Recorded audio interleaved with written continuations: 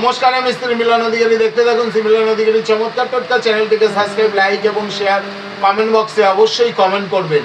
কি ভাবছেন আপনি?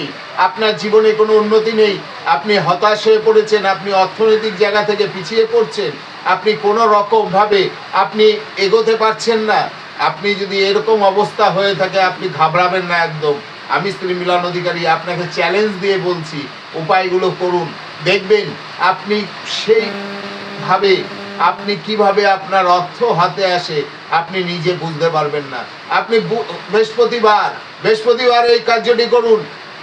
3টে হলুদ, 1টি হলুদ সুতোয় পেঁচিয়ে আপনি কি করবেন, কলা গাছের মধ্যে ঝুলিয়ে দিয়ে আসুন।